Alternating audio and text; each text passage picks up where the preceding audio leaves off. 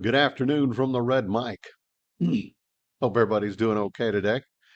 These Red Mic messages are leadership and life lessons I've picked up from 25 years as a public servant, 16 years as a youth football and scouting volunteer, and 10 years as a mediocre athlete with far more heart than actual physical ability.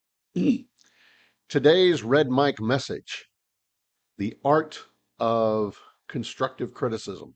Now, you've heard me talk about this before. Jimmy Johnson used to do what he called his uh,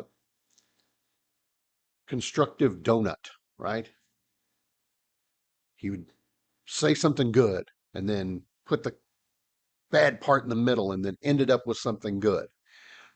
Theory being that good, bad, good, they're going to take in the bad and remember it, but the good on both sides is going to soften the blow. That's one approach. For centuries, communications experts have been talking about the importance of constructive criticism. Confucius, 500 BC, spoke about the art of delivering difficult messages well. Most people, well, most people think that feedback can help. Actually, most people don't think feedback can help. Only about 20%, 25% think feedback is actually constructive enough to where it actually will go go into the brain enough to where people actually pay attention. So why the disconnect? The Quite often the way people deliver correction is that it triggers the brain's fight or flight response. Oh, you're going to say something about me. I'm going to bow up and not like you, or I'm going to completely withdraw and I'm going to just not hear what you're saying. And I'm just going to, cower in the corner and hide and hope you go away quickly. So what are some things you can do? There's sort of 4 steps that you can apply.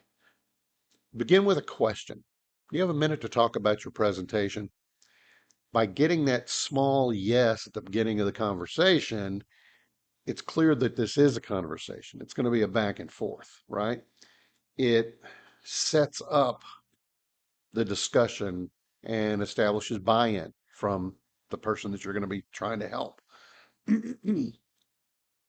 Provide specific data, specific objective observations.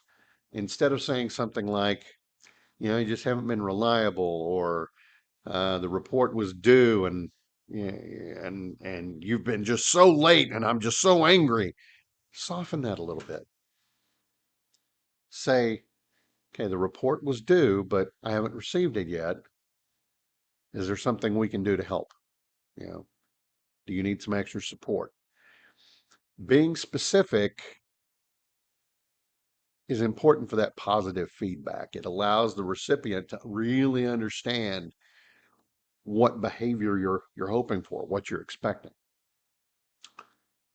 Add an impact statement. Explain how their behavior affected you. The report was late, so because of that, I was late. It derailed my progress, and I wasn't able to finish because I really needed your data points. Or even more positive, the way you told that story really sold the message. I appreciate that. That was great. You know, by connecting them to the outcome, you're creating a logical flow, and it's going to it's going to get through their defenses. It's going to connect with their brain. Conclude with a question that really invites collaboration. What are your thoughts on this? How do you see us moving forward? By asking that kind of question, you're getting more commitment, you're getting buy-in, right? You're encouraging them to be part of the solution as opposed to a roadblock. Now, all that being said, exceptional feedback givers are also people who don't only deliver feedback well, they actively seek it out.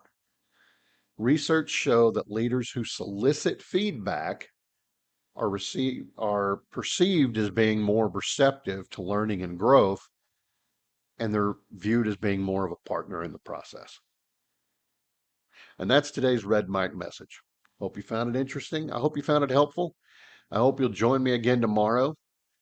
I hope that you will like, follow, and share. I hope that you'll add comments. I would love to get some feedback.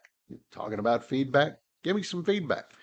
Anything you'd like to hear me talk about, anything you're tired of me talking about. I try to make these a little bit different every day, but themes are going to overlap a little bit, right? Let me know what you think. And again, please like, follow, and share. Don't forget, life is short. Drink the bourbon.